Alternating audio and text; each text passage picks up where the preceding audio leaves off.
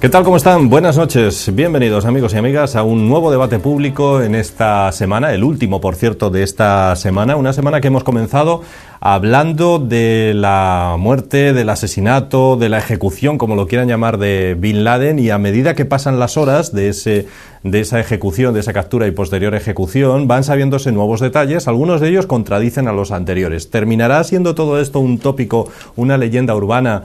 ¿Terminaremos descreyendo completamente que al final el ejecutado haya sido Bin Laden, de la misma forma que se dice que el hombre jamás ha estado en la luna, que Elvis Presley vive y que Walt Disney está congelado? Pues no lo sabemos, pero el caso es que vamos a analizar esto y otros asuntos hoy en nuestro debate, para el que les damos la bienvenida ya inmediatamente a Fernando Guerra, en primer lugar, por supuesto. ¿Qué tal? ¿Cómo estás, Fernando? Venido de Gijón, me permito ser el primero, ¿no? Juegas fuera de casa, por así decirlo. Sí, pues nada, bien. Aquí siempre bien. Y Gustavo, bueno, ¿qué tal, Gustavo? Pues nada, buenas noches. Sí, sé que has seguido con mucho interés todo esto de Bin Laden y de... Pues sí. Sí, ya me imaginaba. Como para no. No, bueno, yo me enteré la madrugada del lunes. ¿Cuándo te llamaron?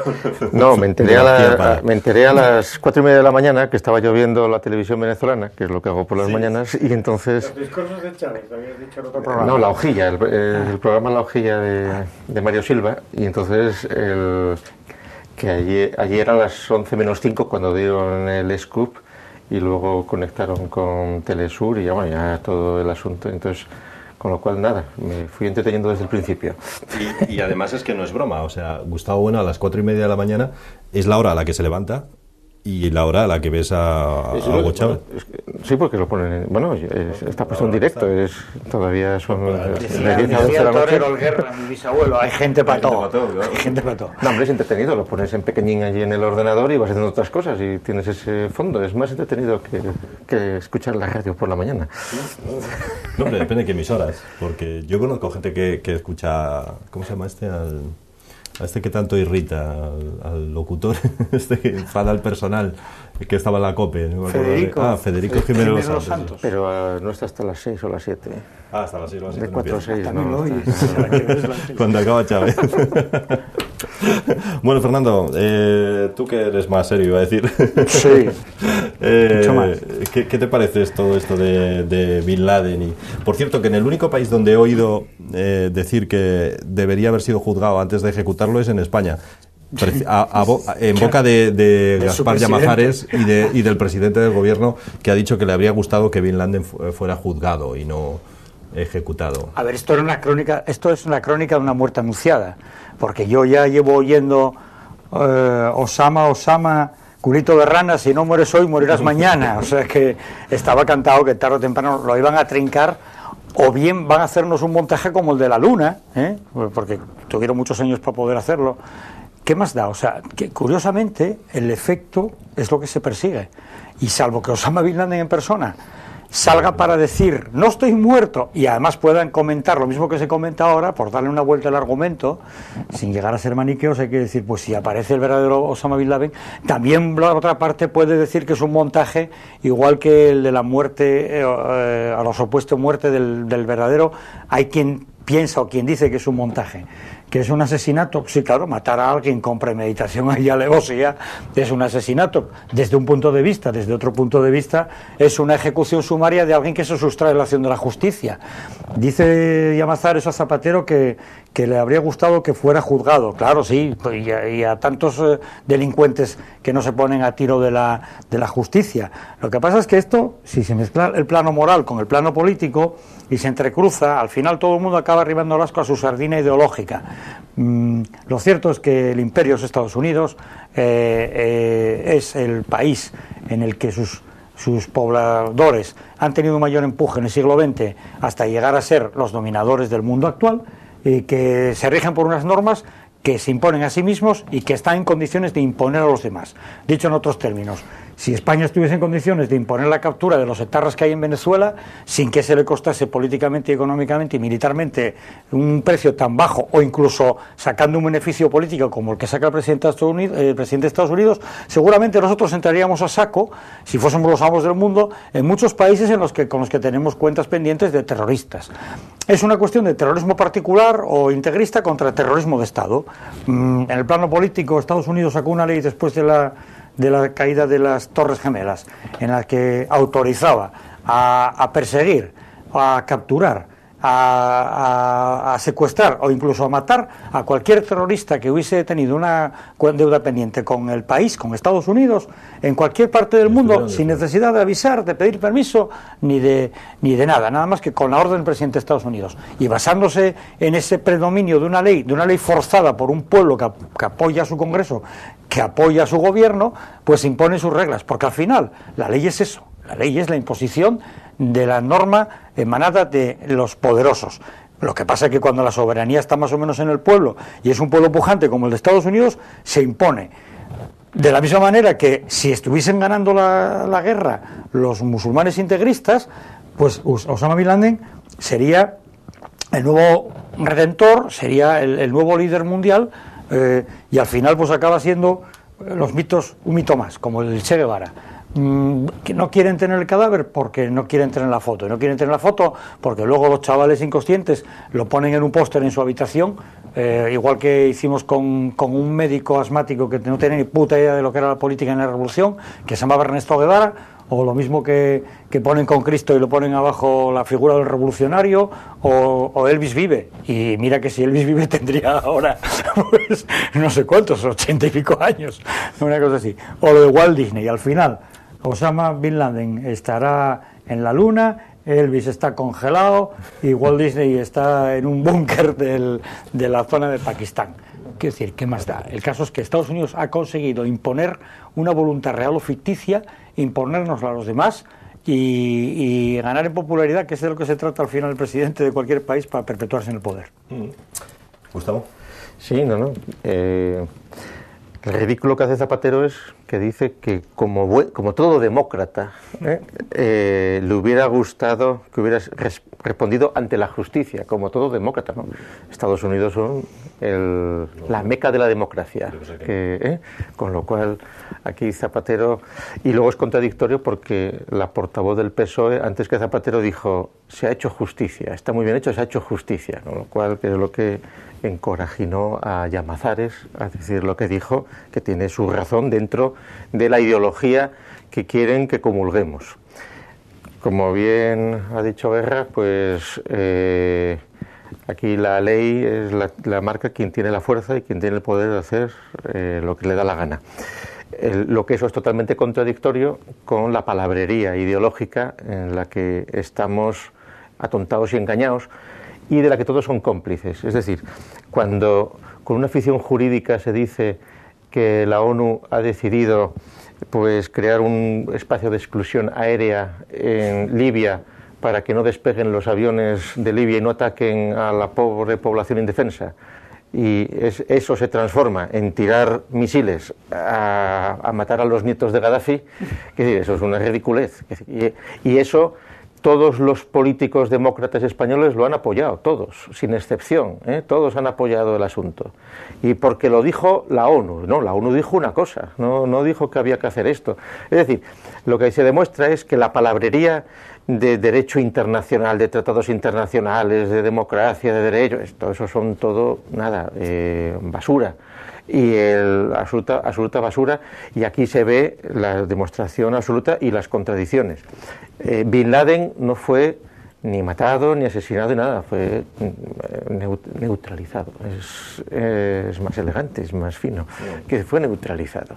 Y además, la foto hermosa es pues todo el Estado Mayor viendo, mientras parece que están bebiendo bebidas en vaso de cartón, y algo que podría parecer una pizza, pero que no era una pizza, sino que era un mapa, pero que lo han borrado para que no se vea lo que es, pues viendo en directo pues cómo los marines norteamericanos ejecutaban la acción. Claro, las contradicciones, hay cosas que son raras, ¿eh? Evidentemente Pakistán sabía dónde estaba porque estaba en una base militar al lado, pero lo tenían ahí discretamente oculto. Y luego las contradicciones totales es esta tontería de que lo han enterrado en el mar, que al mar se tira algo, pero no se entierra, en el mar no se puede enterrar. Y luego, claro. No, en tierra quiere decir en tierra. No tiene sentido. Y luego cualquiera que mida lo han inmerso la distancia en el mar. La distancia que hay desde Bin Laden Abad, que será el nuevo nombre que se le dé a Abbottabad. Claro, es que Abbottabad, la ciudad esta pequeñita donde estaba, Abbottabad lo creó un inglés en el siglo XIX que se llamaba Abbott, pues Abbottabad, que está a 40 kilómetros de Rawalpindi, que era la capital histórica antigua de Pakistán, que al lado a 10 kilómetros hicieron ya la capital moderna, que es Islamabad. Claro, Islam, ya, para que se vea bien que son musulmanes, bueno, Pakistán es musulmán. Islamabad, pues a ver cuánto tiempo tardan en cambiarle el nombre a Bin Laden Abad, que será la ciudad donde estábamos, pero de Bin Laden Abad hasta el mar, si uno se coge la regla de medir en el mapa, 1100 kilómetros. Es decir, un helicóptero Apache tiene 400 kilómetros de autonomía. Es decir, sí, Black Hawk, el que más. A este lo llevaron o sea, la operación ahí, llevarlos a Afganistán, que está como a 100 kilómetros de, la base militar que tenían, estaba a 200 kilómetros, pero está muy cerca, y luego tuvieron que llevarlo en avión al portaaviones desde donde se hizo la ceremonia. Entonces ahí llega el ridículo, y dice, y se rezaron oraciones islámicas, pero ¿y eso para qué? ¿Para vacilar más a los musulmanes? ¿Para cabrearles más? ¿O para pensar que en el fondo lo mataron, pero luego le rezaron unas oraciones islámicas, y luego, y ya el colmo es que dicen, y lo enterramos en el mar según el rito islámico, tócate las narices, como si hubiera un rito islámico en el desierto. Ellos tienen un rito para enterrar en el mar que de toda la vida, vamos, es una cosa ridícula, vamos. Entonces, claro, como las contradicciones son grandes, tendrán que acabar sacando las fotos, que por lo visto hay fotos de los tres escenarios, hay fotos del ataque, del asalto, hay fotos de la base militar en Afganistán donde lo cambiaron y hay fotos del barco. Está filmado. Está todo grabado, todo. Claro. Y entonces, lo raro es que no lo hayan sacado todavía, pero vamos, si no lo saca WikiLeaks o antes de que lo saque WikiLeaks, lo tendrán que sacar, y efectivamente lo que ahí va a ser donde se va a convertir en un icono más de la yihad. Y entonces, porque en realidad Bin Laden era más un mito ya, es decir, que es al-Awasari el que lleva la voz cantante, que desde el punto de vista claro, por otra parte, es el engaño también de la propaganda, el pensar que muerto el perro se acabó la rabia. No, es decir, que eso valió para engañar pues a todo Occidente y decir, no, los alemanes en realidad no mataron a los judíos, fue Hitler. Que logró que los alemanes les siguieran, les engañaran. No, toda Alemania, o la mitad de Alemania, fue cómplice de la Shoah, sabían perfectamente lo que estaba pasando, fueron a la guerra, votaron a Hitler democráticamente, que si eso claro, evidentemente después de la guerra no vas a estar echando pestes contra Alemania, entonces se hace la afición de decir, fue Hitler, y todas las culpas, aunque se hizo el proceso de Nuremberg, se les juzgó, se ahorcó a unos cuantos, etcétera. La justicia de los vencedores. Bien. Pero con Obama es como si acabó ya el terrorismo islámico, era la estupidez de todos los norteamericanos brincando, alegrándose, de todos los filos norteamericanos alegrándose, pero ¿qué más da? Sí, pues ya lloraréis ahora cuando el fundamentalismo islámico ataque de nuevo. Es decir, el asunto no es matar a Bin Laden, el asunto es tomarse en serio la incompatibilidad del Islam con la civilización. Ese es el problema. Con la civilización occidental. ¿Qué es la civilización? No, es que no hay. Bueno, bien. No, estamos de acuerdo. Es que no hay otra civilización que la occidental. O sea, es decir, el oriental japonesa con tradición, pero bueno, haría. Eso eran culturas. Sí. La de los japoneses. Es lo occidental. Pero los japoneses y los chinos son los que hacen los aparatos de la civilización, de la civilización. Claro. Es decir, que hay una única civilización, que es la sociedad en la que vivimos y que tiene televisión, teléfonos móviles, internet y aviones tripulados y sin tripular. Esa es la civilización. Y entonces, quienes quieren volver a la Edad Media, tener la poligamia, llevar a las mujeres tapadas, tapar el rostro, ahora, eso es lo que apoya Zapatero, ojo, eso es lo que están apoyando Zapatero con la Alianza de las Civilizaciones, con todas estas milongas, hasta hace 3 meses, con el apoyo a Gaddafi, al premio Gaddafi a los derechos humanos islámicos, claro, el premio Gaddafi a Erdogan, que se lo dieron en el mes de noviembre, ahora Erdogan dice que está muy bien que ataquen, es decir, ahí, otra cosa es que políticamente haya que ver cómo se frena la expansión islámica, la coranización global. Y es muy cómodo decir, no, si estos son los exaltados, no, los exaltados no, esto se va imparablemente, en un crecimiento imparable a esta situación. Se calcula que dentro de unos años una persona de cada 4 ya serán musulmanes, que ya hay más musulmanes que cristianos. Esto es un proceso que empezó hace 60 años, quiere decir que luego los hermanos musulmanes están en tierra de cristianos. No, y se les ya está no es que haya más musulmanes en la zona de se apoya, y entonces, sí. Claro, que habría que juzgarlo ¿con qué? ¿Con qué ley? Zapatero, habría que juzgar a Bin Laden con la ley española para soltarlo en cuanto el psicopedagogo dijera, no, si ya se arrepintió, pobrecito, si ya han pasado 10 años. Tiene que ir a recomer a la madre. El pobre, sí, 3 mujeres tiene. Se pone en huelga de hambre. No, pero fíjate, Bin Laden con 3 mujeres, con no sé cuántos hijos. Con 3 suegras. 3 suegras, vamos, le hubieran dado ya la libertad antes de haberle... Sí, es toda una afición, y entonces aquí estas cosas o nos las tomamos en serio o ya de cachondeo total. Y entonces lo grave es quienes pretenden tomárselas en serio creyéndose las milongas de la justicia, de los tribunales de justicia, del otro. No. Es decir, que estamos mucho más en la Edad Media de lo que parece. Solo hay que ver lo que la semana pasada, es decir, la boda inglesa, o la ceremonia de Roma 2 días después. Pues que, vamos, eso es siglo XVI, pero transmitido por televisión. ¿Qué más quieres? Aparte, yo me acuerdo de otro juicio que hicieron a ¿cómo se llama? Al Irak. A Saddam Hussein. Otra apariencia de justicia, pero justiciado de todas formas. O sea, lo mataron igual. O sea, me río yo de los derechos que pudo haber tenido. El más elegante fue, sí, efectivamente, le metieron 2 tiros. Y ya está, ¿no? O sea, porque se quería defender sin armas. ¿Con las almohadillas o qué? Se quería defender sin armas.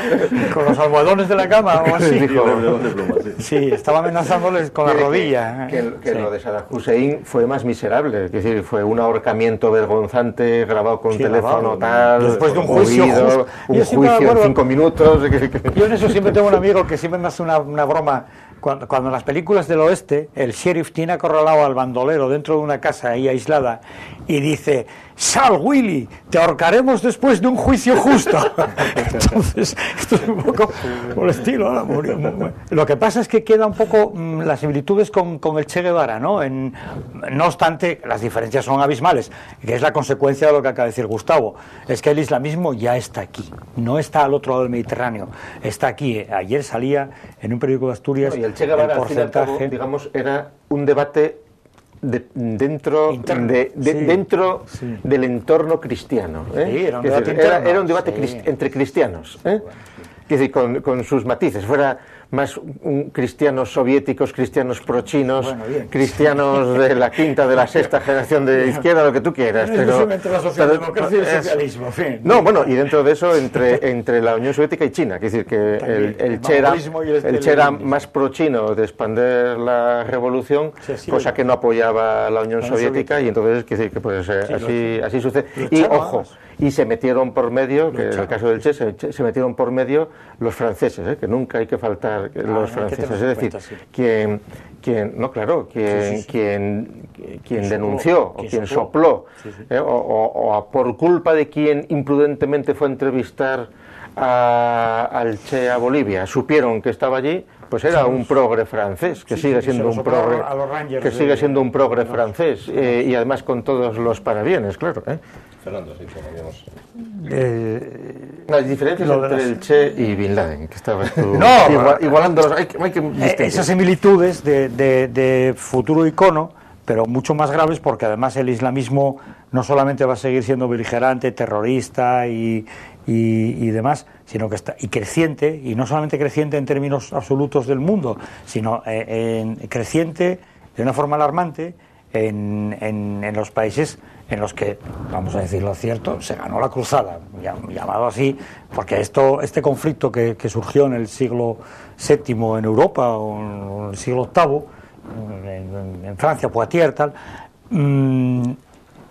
perdieron esa baza, pero 1000 años después o 1200 años después tienen, o quizás tuvieron otra oportunidad con Turquía, muchos menos años después, bueno, 450. Por los turcos en Europa oriental, pero bueno, ya a día de hoy. Pero que decir que Lepanto fue jugarse la carta. Pero Lepanto son 4 siglos, ¿eh? Sí, son allá al lado, 4 siglos. Y Lepanto son 4 siglos, y Lepanto en buena medida fue la carta al aire, a ver, pero también fracasó por lo que fracasó, y hay que mirar a Francia otra vez.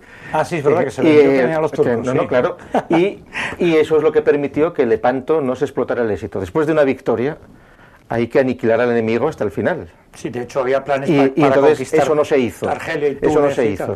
Y si de nuevo volvió a levantar el Islam, no hay que olvidarlo, es en buena medida por la política floja inglesa, pero también, en buena medida también, por la ingenuidad francesa de creer que vendiendo ideología revolucionaria de igualdad, libertad, fraternidad, iban a conseguir ganarse al Islam. Es decir, la política hispánica con el Islam siempre fue de conversión al catolicismo. No, de conversión, no mano dura, de conversión. Y salvo y de aceptación de los musulmanes, por ejemplo, Franco, no hay que olvidar pues que su tropa de confianza eran... Sí, o carne de cañón según se mire. No, pero eso era por otra razón, igual que tenían los mamelucos, porque no se fiaban de otros. Es decir, te fiabas de unas tropas fieles que eran islámicas, pero porque no te iban a ser fieles a ti, no te iban a traicionar a los demás. Pero como tenían los ingleses, las tropas de élite, etcétera. Bien, pero la política totalmente ingenua después de la Guerra Mundial de expandir la francofonía por el norte de África, aceptando el Islam, llenándose de musulmanes en Francia como han tenido, pensando que iba a ser superior la ideología de la Revolución Francesa a la religión, eso es un error grave que también lo cometió la Unión Soviética. La Unión Soviética también calculó que con los principios del ateísmo científico iban a lograr neutralizar el peso de la religión. ¿Centrales asiáticas quieres decir? O... Bueno, no, tanto en la Unión Soviética, cuando se hicieron los planes de extirpar el Islam en 5 años y pasaron 30 años aplicando el comunismo científico, pero luego también en Argelia y en Libia, por ejemplo, apoyando el socialismo islámico, pensando que, o en el mismo Egipto, pensando que era una magnitud poco importante. Por esa razón, Estados Unidos, sabiendo perfectamente la fuerza que tiene la religión, potenció a Bin Laden. No hay que olvidar que Bin Laden es el fundamentalismo islámico está impulsado en el conflicto contra la Unión Soviética en Afganistán, precisamente por la CIA. Solo que una vez que pones en marcha esas maquinarias y no hay quien las frene después, se te van de las manos y ya va solo, en absoluto. Eso fue hace mucho tiempo. Luego ya la máquina va sola y frenar eso no se hace con paños calientes, ni matando a una persona así en plan espectacular. Eso le puede servir a Hussein, a Osama, Hussein Obama, a Barack Hussein Obama le puede seguir para ganar las elecciones próximas o no, pero no para resolver el problema, que es más serio. Lo curioso es que parece que, como bien dice Gustavo, viviéramos en un mundo muy ingenuo, ¿no? Donde ahora esta ejecución, esta neutralización, como decía Gustavo, como lo queramos llamar, reabre la polémica de si hubo que usar torturas para que alguno confesara dónde estaba Bin Laden. Hombre. La primera cuestión, esto es un defecto Por favor, de no un... te lo iba a decir, digo yo. Claro. Esto es una consecuencia de un complejo de inferioridad que ha tenido la derecha democrática en Europa y de un complejo de superioridad que ha tenido la izquierda de pensarse, de cogérsela con papel de fumar, ¿no? O sea, es que nosotros tenemos una condición moral superior y entonces esto se arregla con buenas palabras, utilizando las razones de la ONU, haciendo aquellos juegos que hacía Alemania Oriental por la paz. Fernando, no te olvides. Y con el GAL, ¿eh? Sí. Porque esto se parece mucho al GAL. Luego, ¿eh?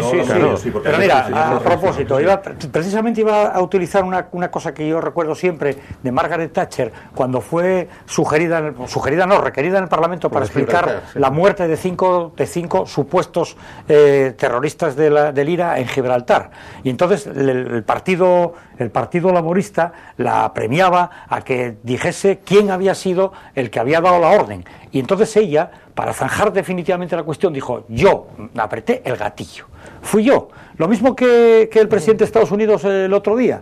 Al final fui yo, porque si me siento respaldado por mi pueblo, voy a seguir mandando y voy a seguir haciendo lo que me dé la gana. Y si no, no hay justicia que valga ni humana, ni universal, ni en el país. Las supuestas torturas. No me cabe la menor duda, o sea, y si no, serán idiotas. Cuando los fines son los de acabar con la vida de un ser humano, pues el concepto de tortura.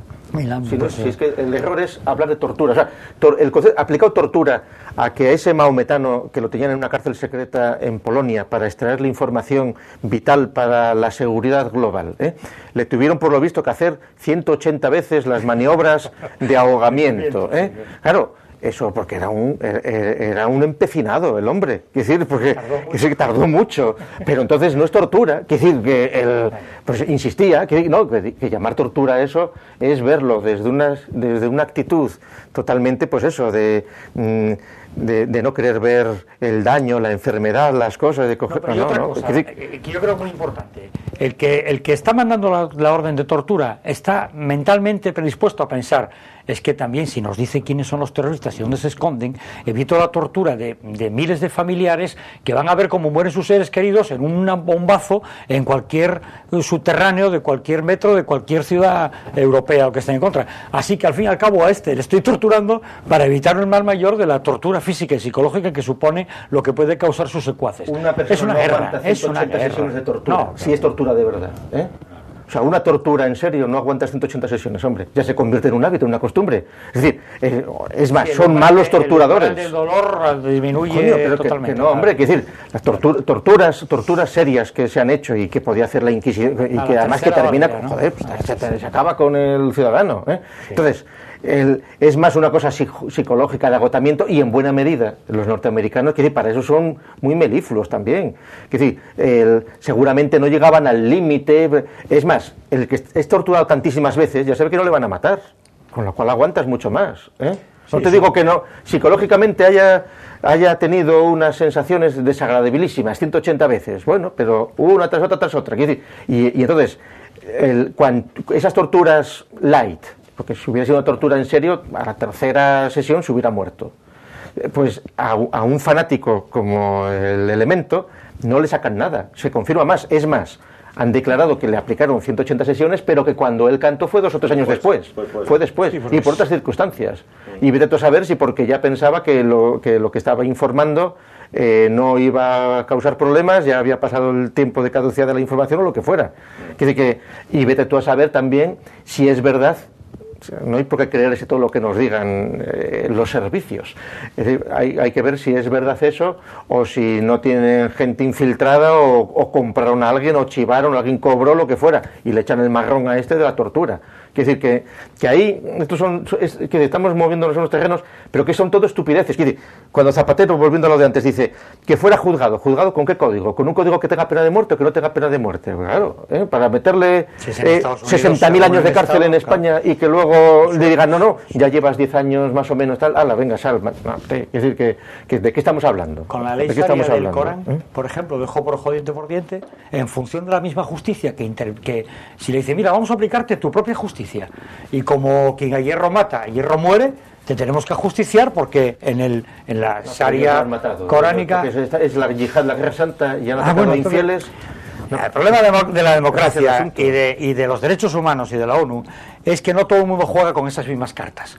Porque claro, en el momento que juegas con cartas diferentes, tú tiras la baraja al alto y dices tú, vale, pues entonces vale todo, ¿no? Cuando a Hernán Cortés lo acusan de no respetar los derechos humanos, decía, ¿dónde había una declaración de derechos humanos? Si mi postura es mucho más justa que la vuestra, que estés arrancando los corazones de vuestros enemigos en vivo. Eso no se puede tolerar. Vengo a cartar con esto y tal. Los derechos humanos del cristianismo. Claro, utilizaba su código moral, claro. El del contexto cristiano en el que está, y es el mismo del que surgen los derechos humanos del 48.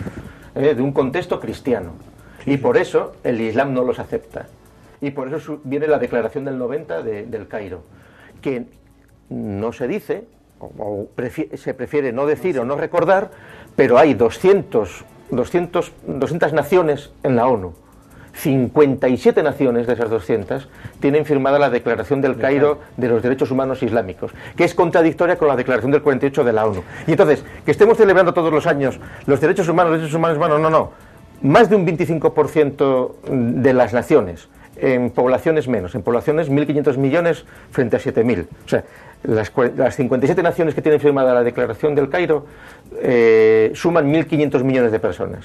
1.500 millones de personas niegan regirse por la Declaración de Derechos Humanos del 48 de la ONU y sí por la Declaración de los Derechos Humanos Islámicos, que por encima de todo está la Sharia. Y es la Sharia y la ley islámica. Y eso incluyendo Egipto, incluyendo Argelia, incluyendo Marruecos. Todos han firmado la Declaración del Cairo. Otra cosa es que disimulando luego nos llevemos muy bien o prefiramos hacer como que no nos hemos enterado. Y entonces, porque claro, lo de llamar terrorismo, no, desde el punto de vista suyo es una yihad, es una guerra. Y entonces son tan objetivo de esa guerra los infieles como los que llaman ellos, ¿cómo los llaman? Los hipócritas, que son los musulmanes flojos, los flojos, los tibios. Los tibios. Bueno, lo último que quiero añadir, Fernando, que casi no le dejamos hoy, la avasallamos y nos vamos a publicidad. Lo último que quiera decir, Fernando, sobre este asunto que te habíamos interrumpido. Que aparecerá, sin otro Bin Laden, otro líder. Lo peor es que aparezcan líderes regionales o locales en las sociedades occidentales ya avanzadas, porque además los privilegios o se cuidan o te los arrebatan. Ceuta y Melilla, por poner un ejemplo, pero en menor medida, pues poblaciones altamente islamizadas del sur de España. El conflicto está ahí. Cerrar los ojos significa no querer saber nada, hacer el avestruz, no va a servir para ayudar al problema, porque es un problema serio. Es un problema serio porque no es un quítame ya esta ley, es una concepción completa del mundo, es una cosmografía, es toda una visión de la existencia, pero la existencia la pasada, la futura, la del más allá, la tuya, la de tu trabajo, la de tu familia, la de tu casa. Y la de los demás. Sí, claro, porque además implica además que no vale que tú seas de otra manera, como decimos en la democracia, sino que la única forma que puedes pensar es pensar como yo. Y por eso se llama precisamente integrismo, por eso se llama extremismo, porque no cabe ahí la libertad de opinión, la libertad de acción, la libertad de reunión. Lo mío es lo único verdadero. Y ojo, porque cuando esto se refuerza con actitudes basadas en la fe, suele tener tanto éxito como la de los cruzados, hasta que se corrompieron porque se volvieron en cierto modo tan avanzados como los musulmanes eran en aquella época, ¿no? O como los españoles que van con la cruz a Hispanoamérica. Un segundito. Y es que los musulmanes En absoluto, son unos malvados que quieran matar al resto del mundo, no, si lo hacen por nuestro bien. O sea, ellos saben que nosotros estamos confundidos en el politeísmo, el Padre, Hijo, el Espíritu Santo, no sé qué, pues lo que vinieron ya Covadonga hace 1200 años.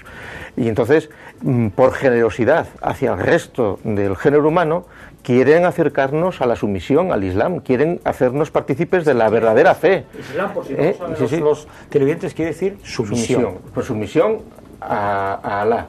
Entonces, por bondad hacia los demás, para que no estemos en el error, esa voluntad expansiva de coranización pacífica, te dice, no es por la fuerza, es por convencimiento, bueno, sí, de aquella manera, como todo, de aquella manera, pero el asunto es que en población estupidizada tiene unas grandes ventajas de convencimiento, que es muy fácil ser creyente islámico, que te dan todas las pautas, tienes 5 veces al día, sabes lo que tienes que hacer.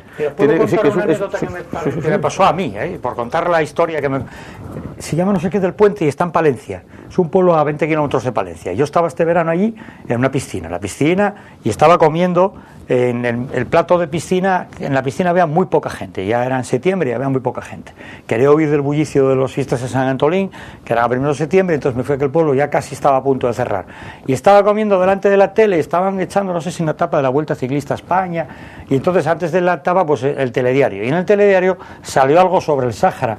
No, era la historia de lo de las mujeres guardias civiles que habían tenido un contencioso ahí en la aduana. Bueno, y uno de los camareros era, yo no me había dado cuenta, yo estaba ahí y tal, y hago un comentario, pues eso, diciendo, ahora Zapatero quitará la autoridad a las mujeres de la Guardia Civil, a ver quién luego los protege cuando hagan falta y no sé qué más. Y el camarero, sin que nadie le preguntase, me dice, es que el Sáhara es Marruecos. Y yo me giré y dije, mira, yo estaba haciendo la mil en el año 75. Y curiosamente sé más de la Marcha Verde que tú, que ni siquiera viviste. El Sáhara, según dicen los saharauis, es de los saharauis, según dicen eso, pero a ti además nadie te preguntó, dedícate a servirme y tal.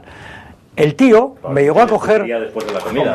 No, en plena comida. El tío tenía el As el diario As, estaba allí en la barra del bar de la piscina, cogió el diario As y me metió así y me dijo, el Sáhara es Marruecos. Y entonces yo fui y dije al dueño de la piscina, así, oiga, ¿dónde está el cuartel de la Guardia Civil que voy a denunciar a este tío? ¿Y sabe lo que me contestó él y todos los demás? Dije, sí, pero necesito testigos para denunciarlo. Y me dijeron, no queremos problemas, aquí venimos a estar tranquilamente en la piscina y tal. Y dije, no los tendréis vosotros, los tendrán vuestras hijas. Los problemas los tendrán vuestras hijas. Te quedaste relajado por lo menos. ¿No? Pero quedé bastante jodido, porque luego, cuando fui al cuartel de la Guardia Civil, dicen, mira, el problema lo tiene el dueño de la piscina que está explotando a ese chaval, que nos consta, que está ahí sin contrato, sin seguro social. Cuando le pregunten, él va a decir que no trabaja ahí, que pasaba por ahí, el dueño va a decir que tampoco tiene contratado y tal, y resulta que al final la culpa es de los empresarios que están contratando a esta gente sin contratos en seguridad social y explotándolos. Bueno, del que va a la piscina como tú, que no está dispuesto a pagar más caro de lo que pagaste, etcétera, etcétera. También, claro. No. No eches la culpa al empresario, hombre, la culpa tiene el consumidor. Sí, lo que nos han contado en esta primera parte de la tertulia. Quintana del Puente se llama. De Quintana del Puente en la provincia de Valencia. Bueno, arrásese. Vamos a ir a publicidad, señores, y a la vuelta seguimos hablando de otros asuntos también. Hasta ahora mismo.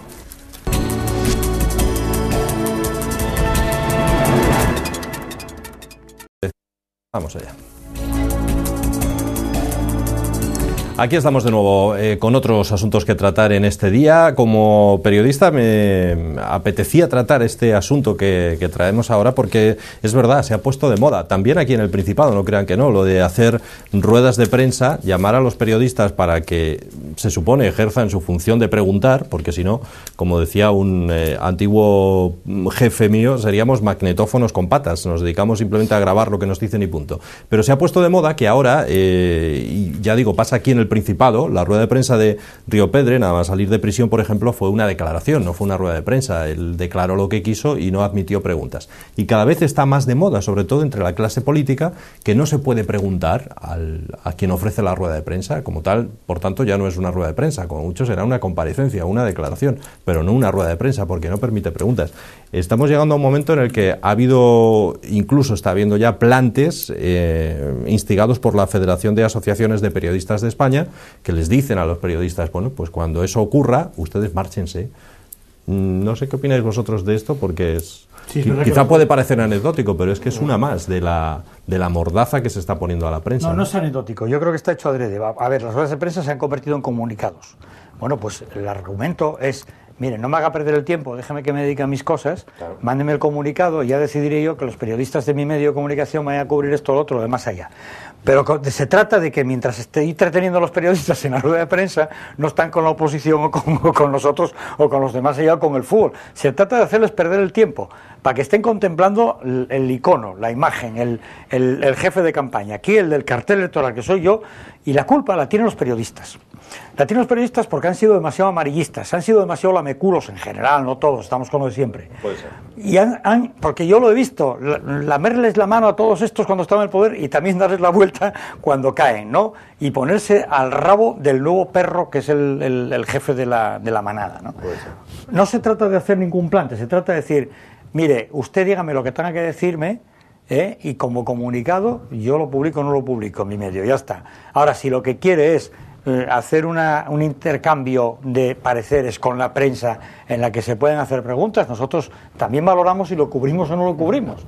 Y aprenderán, los políticos dirán, pues tendré que someterme a las preguntas que me hagan. Otra cosa es que esté pactado. Mándenme las preguntas que me va a hacer y ya veremos a ver si me conviene responder.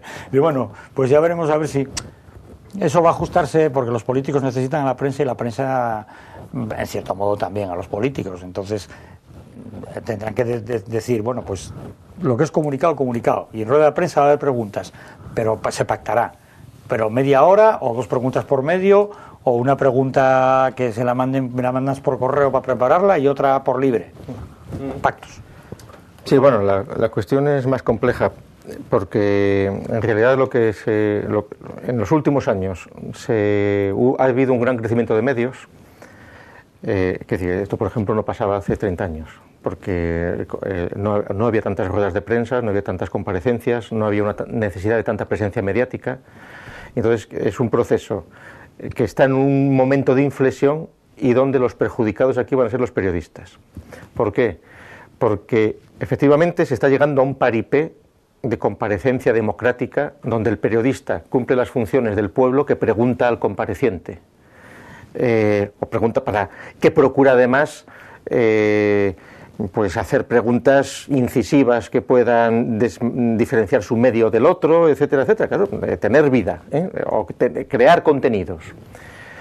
De hecho, cada vez más y esto no solo en políticos, pasa con las empresas, pasa con todo. Es decir, los periodistas han logrado un espacio que no tenían tampoco hace unos años, que es en todos los gabinetes de prensa y de comunicación de empresas, de instituciones y tal. Ahora tiene que haber periodistas que son los que tratan. Entonces, la contradicción es esa, que habiendo gabinetes de prensa en todos los sitios, que son los que emiten los comunicados, el comunicado que va a leer el político se lo ha escrito un periodista en el gabinete de prensa y de comunicación para que luego se lo trasladen a los demás. Ahí hay una redundancia absoluta. Claro, tecnológicamente también es inútil. De hecho, los propios medios se están acostumbrando cada vez más a que sean las instituciones, los partidos, quienes les manden la señal y quienes aprovechen ya la señal que les mandan, porque se ahorra dinero.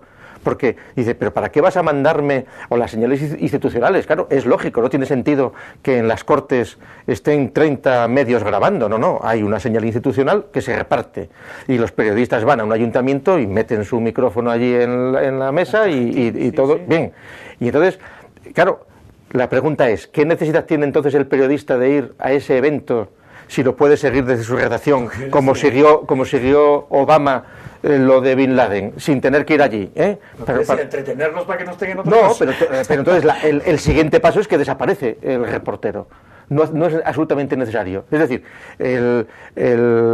y esta medida, aunque la hace una asociación de periodistas, está mal hecha. Es decir, un plante de periodistas en serio a esto, a los medios les viene estupendamente, porque dice, pues nada, nos ahorramos estos puestos, que en realidad son puestos inútiles, en buena medida, porque para acarrear las noticias a las redacciones no hace falta Claro, evidentemente, es baldío que vaya una persona con su cámara para grabar una foto que te la van a mandar o el comunicado. Eso es innecesario. O lo que está pasando cada vez más, para que te esté un periodista enviado especial a no sé dónde, que tenga detrás la foto diciendo, estamos aquí en Roma porque acaban de hacer santo al Papa, no sé qué. Bueno, pues es que eso, como si tienes un croma detrás con la foto de Roma o como si estás en Torrelodones. Si es que no me estás diciendo nada nuevo que no me pudieras decir desde otro sitio, crear una especie de ambiente de riqueza de la cadena, ¿no? Tonterías.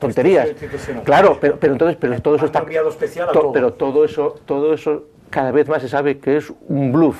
Que con la crisis, que estas medidas son necesarias, pero seguramente es inútil pretender cambiar la dinámica de los hechos, porque ¿cuál es la razón? Que cada vez hay menos políticos que estén capacitados para responder a periodistas, que sobran ruedas de prensa, que sobran comunicados, que no hay materia para tanto asunto, Y entonces, claro, a todo el mundo le gusta, pues eso, sentirse rodeado de un montón. No. Entonces, es una situación que yo creo que es terminal, que el periodismo a lo que va es muy caro, es un sistema muy caro, es como están llamados a tener que renovarse, pues todo lo que son las corresponsalías extranjeras, lo otro, es decir, que no tiene ningún sentido. Pero entonces al final se publica o se cuenta lo que el emisor de la noticia quiere. Pero es que siempre es así.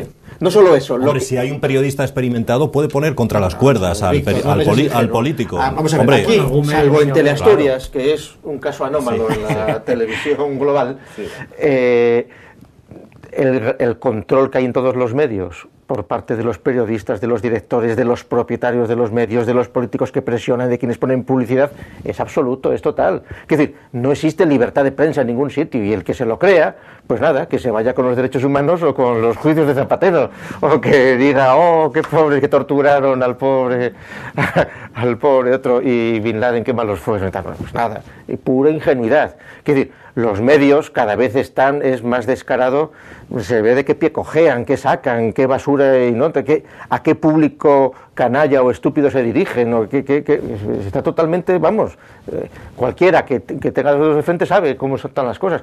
Y entonces, lo que es muy difícil es hoy, hay que reconvertir la ideología que acompaña al periodista. Los periodistas tienen la idea de estar la libertad, el transmisor, no. El periodista hoy es un peón más de una maquinaria perfectamente engrasada, donde no se mueve una coma de lo que se mueve, salvo excepciones, pero que normalmente también están movidas por quien están movidas, pero siempre es así. Sí, son groseras, pero... Hombre, cuando te sale un periodista, fuentes de investigación de tal hemos logrado, no, fuentes de investigación no, tal servicio de esto, tal ha filtrado, lo que sea, que decir, normalmente son correos de transmisión, pero sí. Que eso es, ojo, que eso es como funcionan las cosas y que tiene que ser así además, no puede ser de otra manera.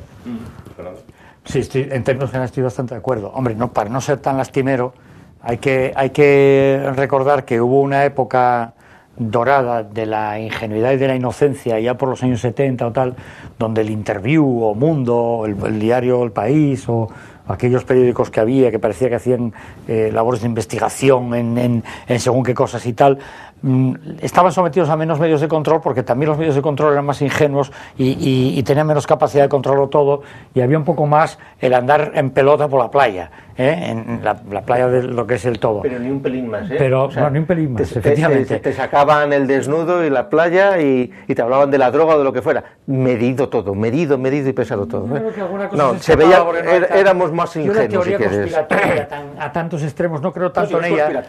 Ahí no hay ninguna conspiración, Yo no te hablo de... Ese absoluto control del poder sobre todos los elementos sobre los que puede hacer realmente el control efectivo, luego no es tan efectivo porque está tratado por personas con sentimientos, con fallos, lo que yo te he dicho, el empresario que tiene un medio de comunicación y dice investiga por aquí, pero a lo mejor el periodista por una cuestión de chulería con una futura novia que quiere tener va más allá de lo que son sus prerrogativas y descubre a lo mejor algo muy gordo y lo mantiene, dura 3 días, pero ya lo publicó por la chulería, a lo mejor por la misma por la que me trae a mí aquí, o como yo aquí a niveles muy superiores, en medios muy superiores, qué sé yo, por poner un ejemplo, el asunto Watergate es verdad que tuvo que contar con muchos apoyos que no eran únicamente la capacidad de los dos periodistas, pero una parte importante también se la debemos a la cabezonería y terquedad de 2 periodistas que por motivaciones que no se pueden explicar en términos puramente científicos, pues se intervinieron ahí Pues vete a saber cuál fue la motivación. Eso es Porque a lo mejor uno de ellos... Garganta Profunda tuvo que estar pesado, diciéndoles todo porque eran inútiles, que no se enteráis, seguir por aquí, o sea, en realidad, pero ellos luego te... Pero batalla con Garganta Profundas, podían haberse descabalgado antes. No, les buscó Garganta Profunda, es decir, ellos luego te cuentan la milonga de un triunfo de la investigación, no, ellos fueron unos peones absolutamente pautados por quien quiso que sucediera aquello, y que encima les reñía por la torpeza que tenían, porque tardaban mucho en darse cuenta de las cosas. Es decir, que es distinto. Y en absoluto yo estoy diciendo que haya un poder único que esté controlando. No. Hay muchos poderes. Bueno, bien, pues en pelea claro, grandísima, pues, donde los periodistas son una pieza más del engranaje, los directores de los medios otros, y todos en un equilibrio inestable y que a veces escapan anomalías. Eso es lo que yo quería decir. Internet fue una anomalía, pero luego se acaban controlando enseguida. Que las anomalías que duran un poco hasta que vuelve todo otra vez a la tranquilidad. Igual que lo de un coche, es que los engranajes no coincidan perfectamente porque la más mínima, el desajuste rompería por completo un sistema. Entonces tienen que tener holguras. Digamos, Wikileaks sí, fue un triunfo de tal. No, Wikileaks es permitido Wikileaks tan pesado y medido, se lo dan al país, se lo dan al otro. Y el país lo filtra para publicarlo. No, pero conforma sus intereses. Oye, pero se lo dan al país y no al mundo, o a público, o a Teleasturias, ¿me entiendes? Claro. Joder, y así sucesivamente. ¿Me queréis decir que la periodista esta de Televisión Española, Ana Pastor, no es imparcial y no es una periodista que trabaja en una... Oye, no riáis. A ver, es lo que ella... ¿Lo qué? Es lo que ella ha vendido, ¿no? Que es una defensora de los valores y de la libertad de prensa, correcto. Y capaz de enfrentarse a políticos como Esperanza Aguirre o como Dolores de Cospedal. Tremenda y tal, sí. Bueno, dentro de lo posible, ¿no? ¿Cómo es eso?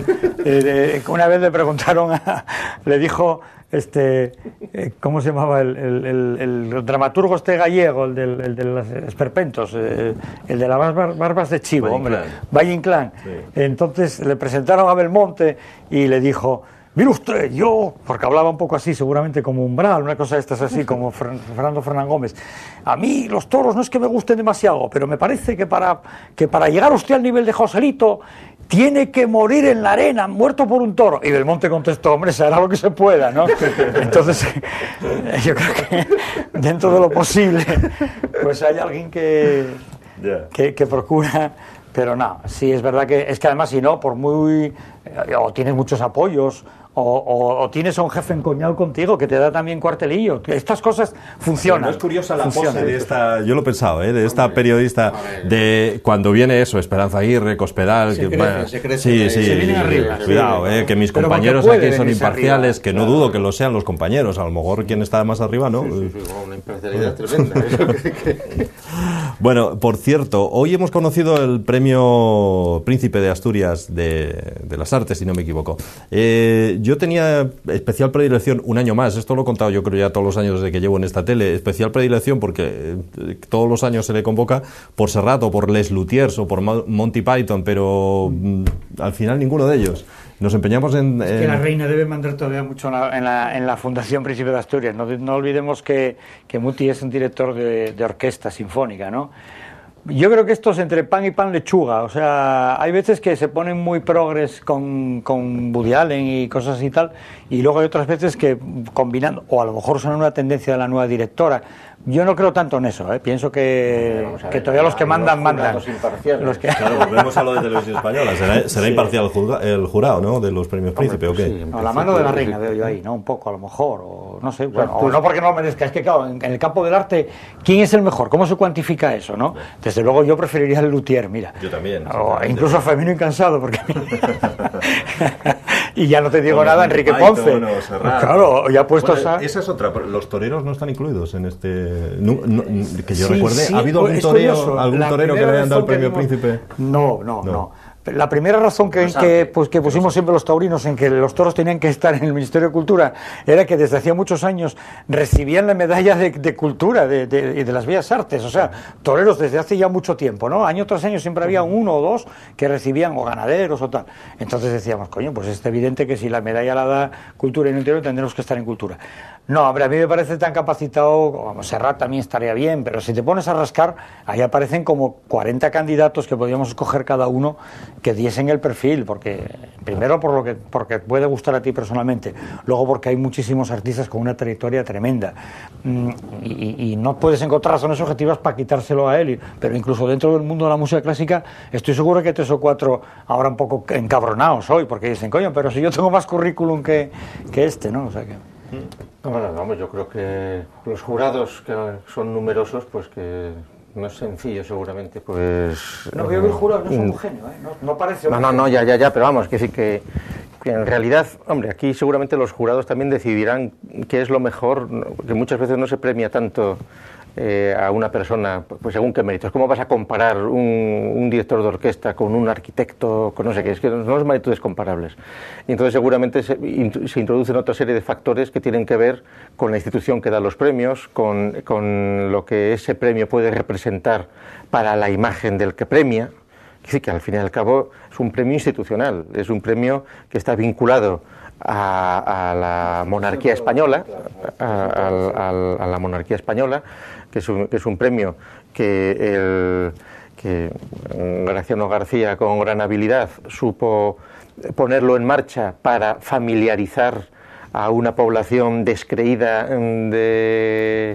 de la monarquía, pues con todo el asunto, que a Asturias le vino muy bien, etcétera, etcétera. De hecho, luego han querido imitarlo burdamente, pues con los premios Príncipe de Girona, los premios no sé qué más, pero claro, el Príncipe de Asturias, constitucionalmente y desde el siglo XIII, pero refrendado por la Constitución, es el heredero de la corona de España. Entonces, mientras no venga la Tercera República, eso es así.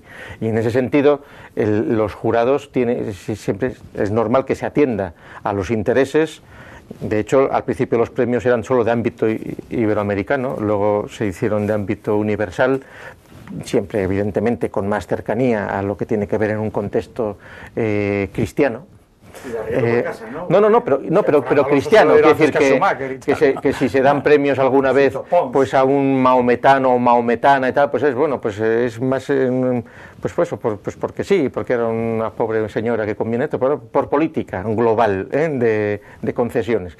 Y en este caso, pues yo creo que vamos, el premiado es uno más de la lista de premios, que son con mucho prestigio, pero que uno más, que no desmerece, que no es que Lelutiers o no sé quién decías antes,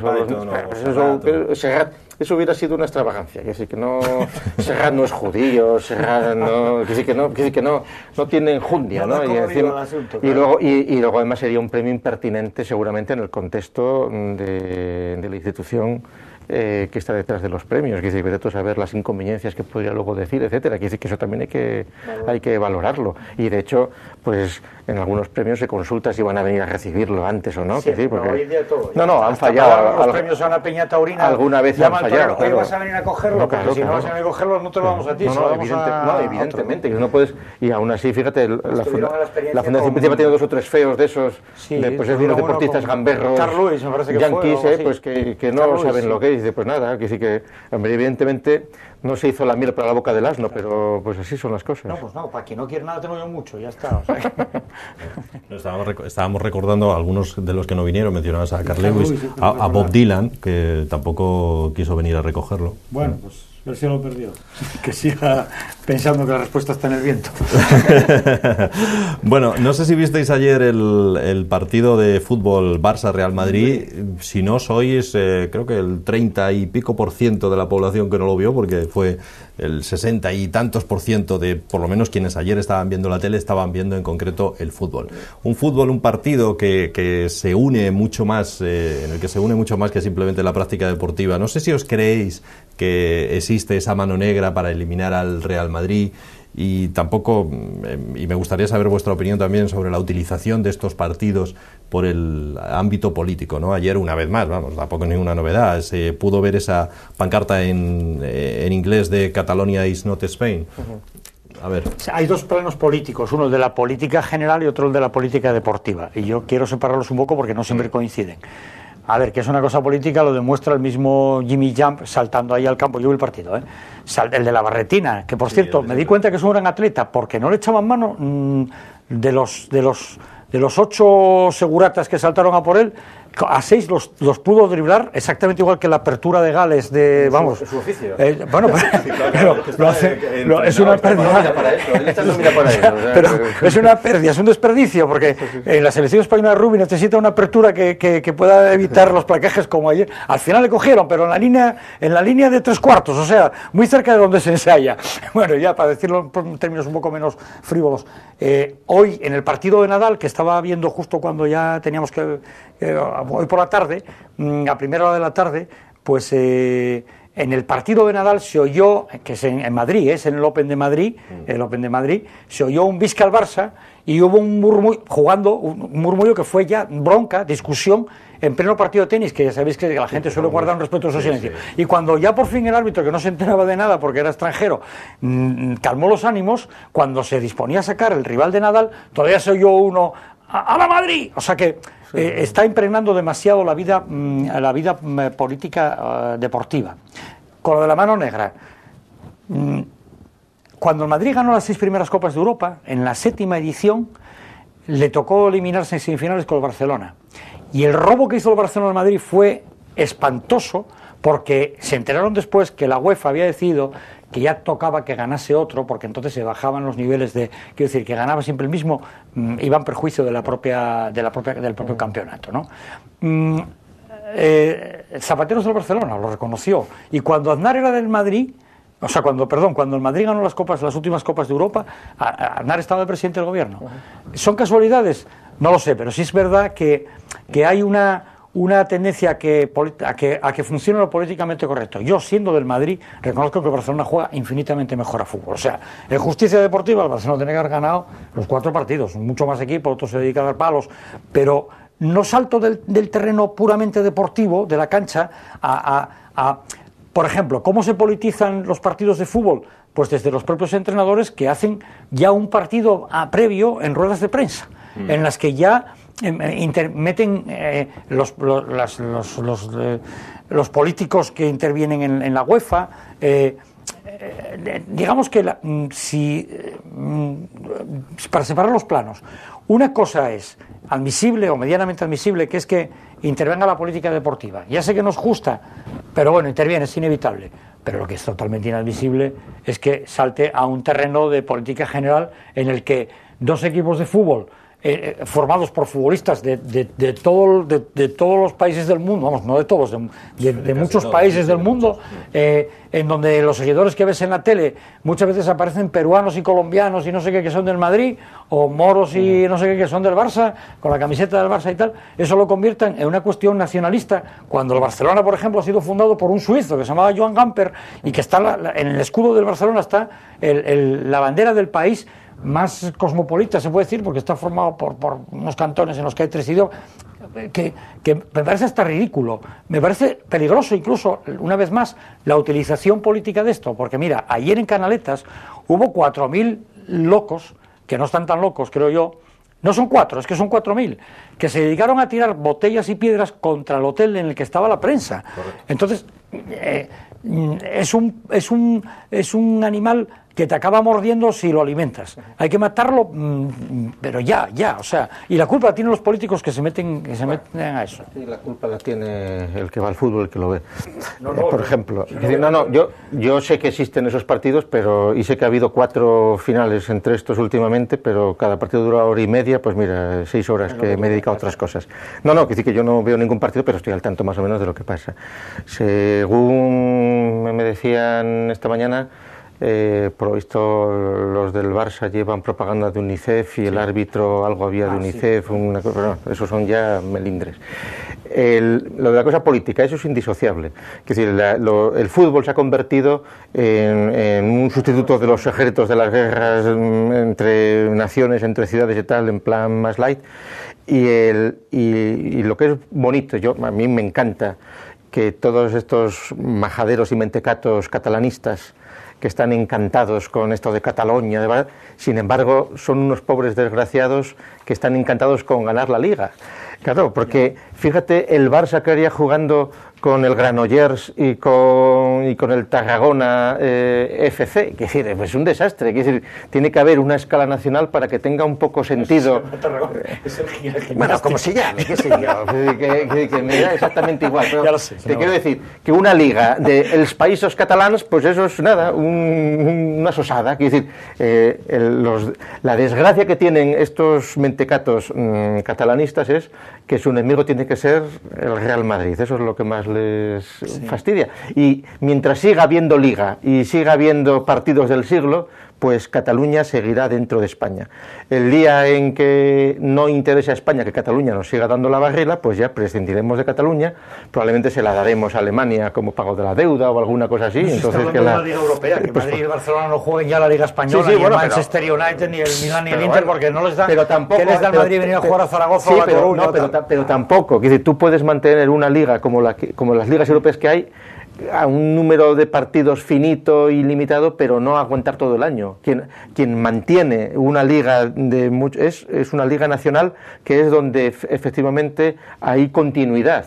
Lo otro convertirías la cosa en torneos breves, y no es el tenis. Es decir, que eso es otro. Es decir, el fútbol tiene esos límites, y los catalanes aquí están pillados porque están presos del ámbito nacional español por la liga, por mucho que. Porque de otra manera, el Barça a nadie le obliga a jugar la liga. No, y menos la Copa del Rey que montaron. Y la Copa del Rey no, pero que nadie les obliga. Que sirvan al Rey, una competición que se llama la Copa del Rey. Nadie les obliga, podrían perfectamente no retirarse de esa liga.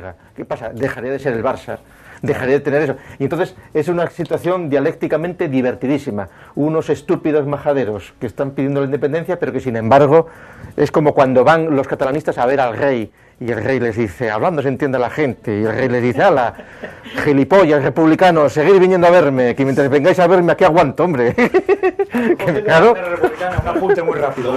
En la manifestación del 1 de mayo, yo nada más que veía banderas republicanas. Si seguimos así, habrá menos gente el año que viene, porque el que se sienta solidario con la clase trabajadora y a la vez profundamente español dirá, estos no son los míos. Entonces, esas situaciones endogámicas lo que hacen son excluyentes, claro.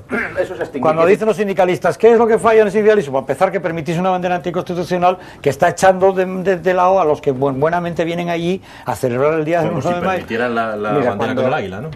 Unas manifestaciones a las que no van ni los paniaguados de los sindicatos, o sea, no van ni los funcionarios de los sindicatos, que son muchos más que los 6.000 que han ido a las manifestaciones. Es decir, eso es una cosa totalmente ya añeja. Es decir, tiene más vida las procesiones de Semana Santa. Es decir, eso es una cosa acabada, eso está acabado ya, como los sindicatos. Es el pretérito, eso hay que dejar de subvencionarles y se acabó, y se muere solo, ¿eh? Y seguramente a partir de ahí comenzaría a regenerar el empleo. No, así. Bueno, señores, nos despedimos aquí en esta semana una vez más este debate. Volvemos la semana que viene, el próximo lunes, con nuevos invitados y nuevos temas. Buenas noches, hasta la semana que viene.